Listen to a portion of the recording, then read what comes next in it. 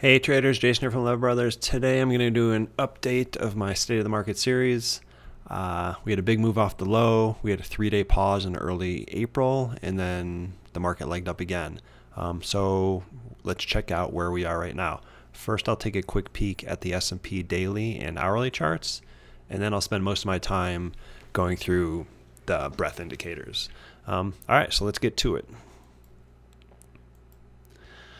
All right, so here is the Smp Daily. I'll point out a couple things here. First, we got this rally off the low. It stopped right at the 38.2% fib level, which was also the 21-day EMA. Okay, so pause there. We got a 3-day drop here. Then we gapped up, ran right through the level, and then we came up to, now we have the 50% level. So yesterday we took it out. Today we lost it. So we're right there in the middle. There's the 50, there's the 21, there's the 200. We got 50% retracement level. Kind of in no man's land. We got some important levels above and below. Given the gains in place, I don't think you can be super bullish here. But also, we need to respect the uptrend. I did a video a few weeks ago on different sequences. Let's see if I can erase these lines. One of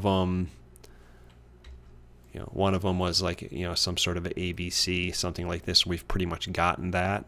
Okay, we could do another down and another up, maybe not. But for now, we have to respect the fact that the market is moving up. We do have some support below, but I also want to respect the fact that we've just rallied a huge amount, and the economy isn't back open. Even when it gets back open, we're not gonna just flip a switch and get everything back to normal. So I think we got to respect both sides here. I don't think you can be overly bullish or overly bearish. We need to tone things down a little bit. All right, let's go to the hourly. All right, so what we got here, just a little review. We have a negative divergence. Okay, then the S&P pressed up one more time. The negative divergence caused the MACD cross down. Then we get one more move up, and all that move up did is you get a little kiss here with the MACD, and then we got to move down. So come over to now. We got a negative divergence. MACD crossed. We get one more move up, and and we didn't get a kiss, but we got a brief move up and then a move down, and this coincided with stochastic topping and starting to move down. Okay, so I posted this on Twitter a couple times, and of course at Leavitt Brothers. So right now we're working off this, negative divergence followed by almost a kiss, stochastic cycling down. Again, kind of like what I just said with the daily, you can't be overly bullish or overly bearish. It feels like the easy money's been made. A lot of charts have done well, but are now not that great anymore. They're not terrible, but they're just not that great. It's just not an exciting environment. At parts of the last month, there's been a lot of really good trades where it's like, wow, holy cow, I got this entire basket of stocks. They're all looking to move up, and it was fairly easy to make money at times. Now, not so much. There's just not that many great setups, so it's a time that we don't really want to push it. All right, let's look at some indicators now. All right, here is the SP 500, and we have the 10-day 80 line at the NYSE and the cumulative line. So we went from a low level to above. We know that when the market trends up, we get steady posts above zero. An occasional dip below zero is fine. An occasional dip below zero is fine as long as it recaptures the level pretty soon, soon after, which is what happened, you going back during most of the uptrend last year, just brief dips below and then it recaptured. So as long as this can stay above zero, bulls are in control. But backing up, looking at the cumulative line, we have, which is a much more important line. This is more of an overall. Right now we're getting rejected by the 50-day moving average. Okay, you can see all through last year, the 50-day supported the price. We got a big move down. Now we're getting rejected.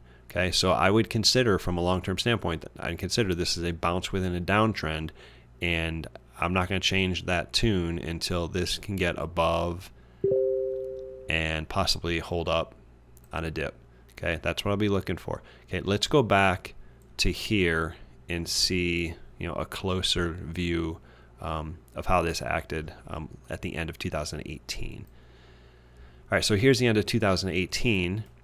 During the uptrend, 80 line steadily trending up above the 50. It lost it, as you'd expect. This big move down, lost it. Then we get this move up here, but all we did is get a move up that got rejected by the 50 and then came back down. We got a big move up here, but again, got rejected by the 50 and moved back down. And it wasn't until early 2019 where this move up was accompanied by a move up here, and then it was off to the races. The market did really well. Okay, so right now we seem to be, if I can delete some of these lines here, what's happened is we're like right here. All it's done is move down, come up, got rejected. Okay, so nice move up, feels good, had some really good long trades, but we got to be careful with this thing now getting rejected by the 50. All right, zooming in a little bit, here's the AD lines of the large caps, the mid caps, and the small caps. Okay, just want to look underneath the hood, see if there's like pockets of strength somewhere. And in all cases, they're all getting they're all under the 50. Okay, so maybe if the large caps had moved above and the mid caps were a little bit above and the small caps were getting a little bit below, you'd say, hey, we got some pocket of strength over here, but it's not happening. Okay, the 80 line of all three market caps are all pretty weak. Okay, if I go back to the end of 2018 to see what happened there, you can see it moved, for the large cap, it moved below, and then it kind of trended up. Okay, not bad. The mid cap line kind of trended up too, got above the 50, but you'll notice that even though the small cap line put in a higher low, it put in a lower high, and it stayed below the 50. Okay, so there was some strength over here with the mid caps, a little bit of strength with the strength over here with the large caps, a little bit of strength with the mid caps, but the small caps never made the turn. Okay, so that's to me, that's like a bounce within a downtrend. Okay, large caps go first, then mid caps, small caps never truly made the turn, and you see what happened, that the market tanked afterwards going into the end of 2018. Okay, so right now, even though we have, we don't even have strength yet in the large cap line. Okay, so even if we do, we're going to want the small caps to do the same. Otherwise, we're just going to rotate back down. All right, so here is the SP 500. This is not the SP 500. This is the NASDAQ versus the 10-day 80 line at the NAS versus the cumulative 80 volume line at the NAS. All right, so we got a really great print over here with the 80, with the 10-day line, much higher than even at the beginning over here. Okay, well, not the absolute print, but the consistency of the print. So that's pretty good. And the AD volume line has gotten above its 50, so that also is good. So if this can come down, rotate down, find support at that line, that'd be a good sign. Let's go back and look at what happened back here to kind of put things in perspective. All right, so here's same chart, just backed up to the end of 2018. You can see we lost the line, got rejected, came back down, got above, but couldn't hold it, and eventually lost it again. Okay, so moves above are more normal here than with the 80 line, but it's got to hold up. Okay, it's got to hold up. If it doesn't hold up, then you're going to get a repeat of what happened in 2018, or a repeat of what happened just 6 weeks ago. All right, so first steps in place. That's not bad, but it's got to continue. Okay, zooming in a little bit closer. This is the 80 volume line based on large caps, mid caps, small caps. In all cases, they're down and below their 50s. Okay, so there are no pockets of strength here. Okay, nothing is above. Nothing's kind of hinting that there's buyers are stepping in. Let's go back to the end of 2018, see how it looked back then. Okay, here we go. I'm going to point this out here. So the large cap line, moved sideways for about 6-7 weeks. Okay, not bad. Got above the 50, but couldn't hold it. The mid cap line, I should say that's the large cap line if I spoke wrong. Mid cap line, again, based for about 4, 5, 6 weeks, but lower high, never got above the 50 and then fell. Meanwhile, the small cap line just put in lower highs and lower lows. Okay, so even when we get some, a little sliver of light from the large cap line and then the mid cap line, you need the small caps to come follow along. If the small caps don't, then the market is just going to turn around and go down anyways. All right, here is NASDAQ versus the percentage of NAS 100 stocks above their 50 and percentage of NAS 100 stocks above their 200. Okay, so right now, the NAS is right at its 200 and its 50. Okay, but here's the 50% line. Even though the NASDAQ is right at its 50, only 30% of NASDAQ 100 stocks are above the 50. Okay, so that's a divergence that I think is pretty serious. And with the 200, same thing. You only have, here you go, 22%. Okay, so somehow the NAS is back at its 200, but yet only 22% of stocks are above their own 200. I mean, that's a problem. I mean, what that tells you is you have stocks that are doing really well, such as Netflix and Costco and Amazon. You got a couple of big companies that are doing well, and that's enabling the overall index to climb back to its 200. But beneath the surface, not that many individual stocks are. Okay, so the market is being pulled higher by a small number of stocks rather than breadth being pretty good. So I consider this to be a pretty big negative divergence, that the index is at the 250, yet there's a lack of stocks at those same levels. All right, same concept with the S&P 500.